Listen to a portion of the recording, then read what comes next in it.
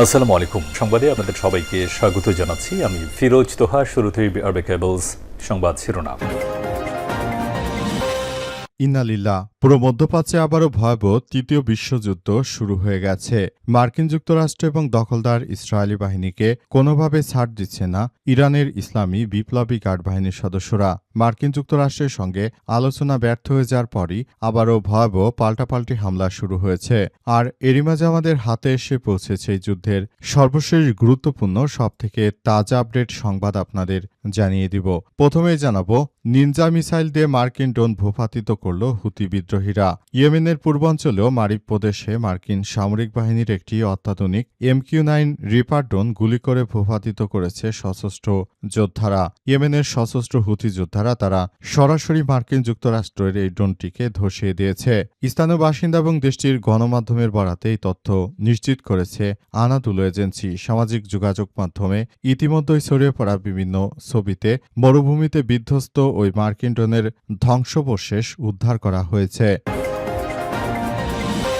এরপর জানাবো, হরমুজ প্রণালী ব্যবস্থাপনায় নতুন সংস্থার নাম ঘোষণা করল ইরান। কৌশলগতভাবে অত্যন্ত গুরুত্বপূর্ণ হরমুজ প্রণালী ব্যবস্থাপনা এবং নিরাপত্তা তদারকির জন্য নতুন একটি সংস্থা গঠনের ঘোষণা দিয়েছে ইরানের সর্বোচ্চ জাতীয় নিরাপত্তা পরিষদ। পারস্য উপসাগরের ওই গুরুত্বপূর্ণ নৌপথের কার্যক্রম আরও সমন্বিতভাবে পরিচালনার জন্য এই বিশেষ উদ্যোগ নিয়েছে তেহরান। এদিকে ভারতকে এবার পরমাণু হামলার পাল্টা হুঁশিয়ারি দিল পাকিস্তান।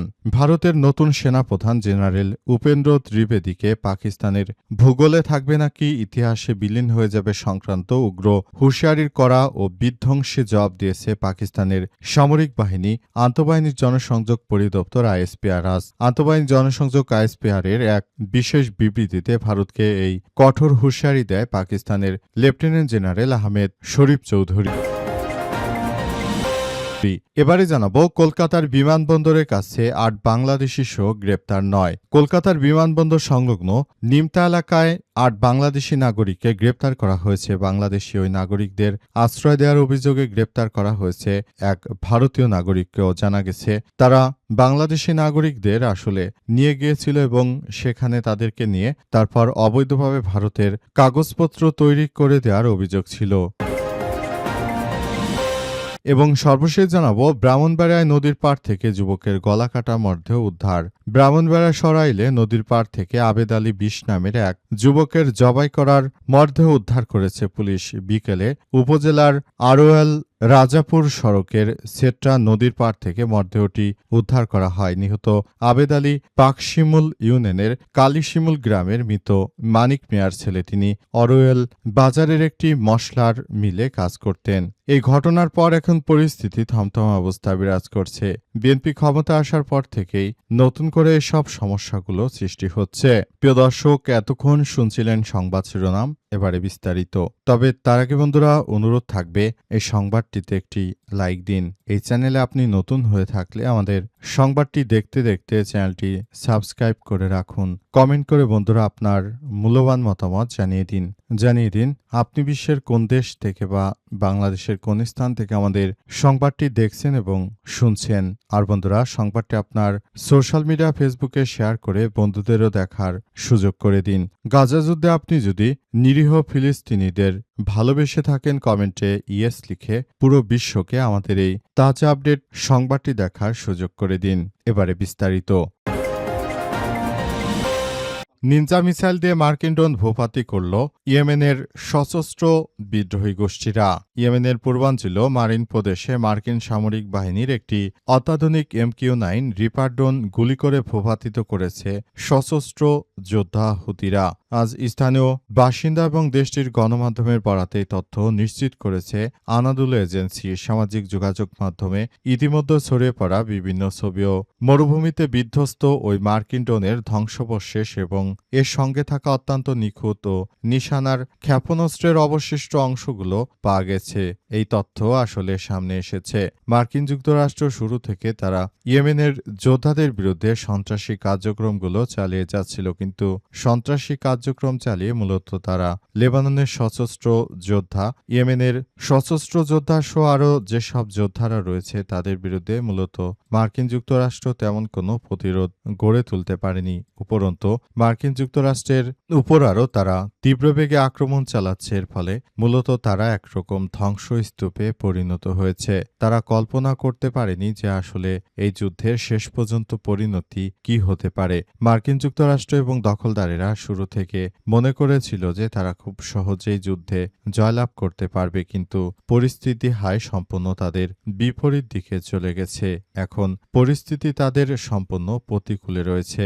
মার্কিন যুক্তরাষ্ট্র এবং দখলদার বাহিনীকে কোনোভাবেই ছাড় দিচ্ছে না ইরানের ইসলামী বিপ্লবী গার্ড বাহিনীর সদস্যরা। পাশাপাশি মধ্যপ্রাচ্যে তাদের যত মিলিশিয়া বাহিনী রয়েছে তারাও সরাসরি এই দখলদারদের বিরুদ্ধে আক্রমণ চালাচ্ছে।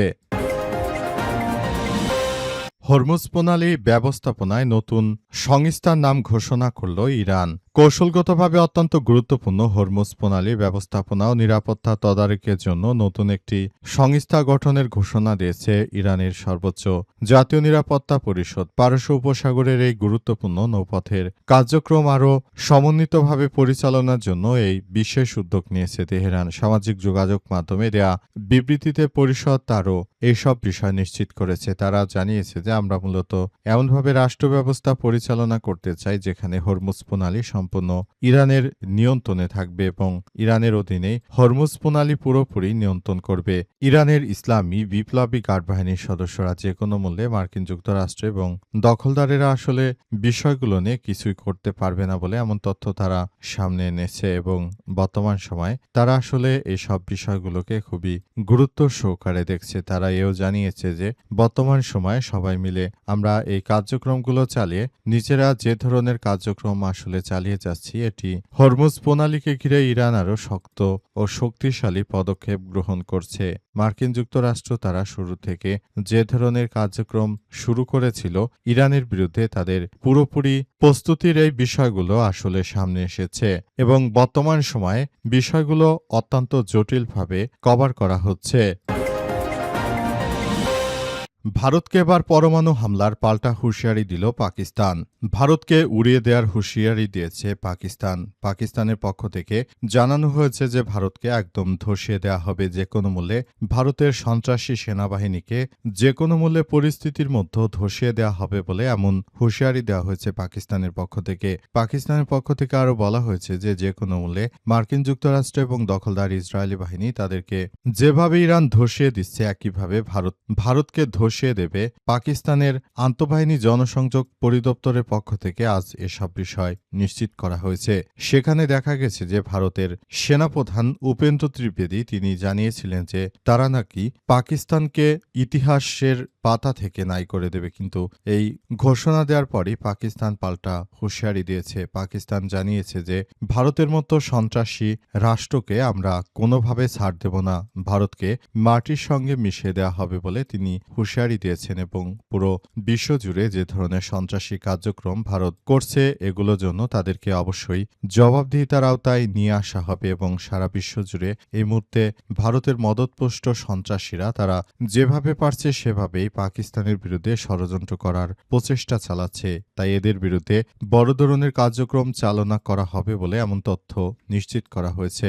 পাকিস্তানের আন্তঃবাহিনী পরিদপ্তরের মুখপাত্র লেফটেন্যান্ট আহমেদ শরীফ চৌধুরী নিশ্চিত করে জানিয়েছেন যে ভারতের হিন্দুত্ববাদীদের পারমাণবিক বোমা মেরে উড়িয়ে দেওয়া হবে। তারা যদি আবারও ভবিষ্যতে পাকিস্তানের বিরুদ্ধে কোনো সন্ত্রাসী কার্যক্রম যেমন পেহেলগামে যে ধরনের আক্রমণ করেছিল এই সন্ত্রাসী ভারতের সেনা বাহিনীর সদস্য এবং ভারতের কুখ্যাত সন্ত্রাসী নরেন্দ্র মোদী, সেটি আসলে কোনোভাবেই মেনে নেওয়া হবে না বলে তারা নিশ্চিত করেছে।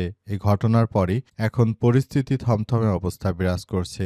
যে কোনো মূল্যে মার্কিন যুক্তরাষ্ট্র এবং দখলদার ইসরায়েলি বাহিনীকে একদম মাটির সঙ্গে মিশিয়ে দেওয়া হচ্ছে, দখলদারদের একদম ধ্বংসস্তূপে পরিণত করা হচ্ছে।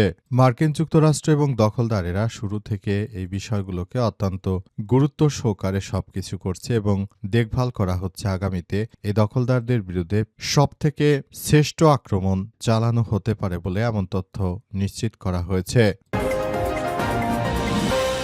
কলকাতা বিমানবন্দরের কাছে ৮ বাংলাদেশি সহ গ্রেপ্তার ৯। কলকাতার বিমানবন্দর সংলগ্ন নিমতা এলাকা থেকে ৮ বাংলাদেশি নাগরিককে গ্রেপ্তার করা হয়েছে। বাংলাদেশি ওই নাগরিকদের আশ্রয় দেওয়ার অভিযোগে গ্রেপ্তার করা হয়েছে এক ভারতীয় নাগরিককেও। আজ নিমতা থানার পুলিশ অবৈধভাবে ভারতে প্রবেশ এবং জাল ভারতীয় পরিচয়পত্র তৈরির অভিযোগে ওই ৮ বাংলাদেশি নাগরিককে গ্রেপ্তারের তথ্য জানায় পুলিশের সূত্র থেকে জানা গেছে যে রোববার নিমতা থানার গোলবাগান এলাকায় এক সন্দেহভাজন ব্যক্তিকে ঘোরাফেরা করতে দেখে আটক করে নির্মাতা থানার পুলিশ। জিজ্ঞাসাবাদের সময় ওই ব্যক্তি নিজেকে বাংলাদেশি পরিচয় স্বীকার করেছে। নিমতা ফতুল্লাপুর এলাকায় একাধিক বাংলাদেশি নাগরিককে অবৈধভাবে থাকার তথ্য দেন তিনি। এরপর রোববার স্থানীয় সময় গভীর রাতে ফতুল্লাপুর এলাকায় অভিযান চালিয়ে বাংলাদেশি নাগরিককে গ্রেপ্তার করা হয়। পাশাপাশি শহীদুল ইসলাম নামের এক ভারতীয় নাগরিককেও গ্রেপ্তার করা হয়। শহীদুলের বিরুদ্ধে অভিযোগ, টাকার বিনিময়ে তাদের আশ্রয় দিয়েছেন তিনি। গ্রেপ্তারকৃতদের ব্যারাকপুর আদালতে তোলা হয়েছে। পুলিশের দাবি, ধৃতরা জেবায় স্বীকার করেছে যে দালালদের টাকা দিয়ে তারা বাংলাদেশ থেকে অবৈধভাবে ভারতে এসে তারপর কাগজপত্র তৈরি করে তারপর তারা আবার বসবাস করার চেষ্টা করছিল।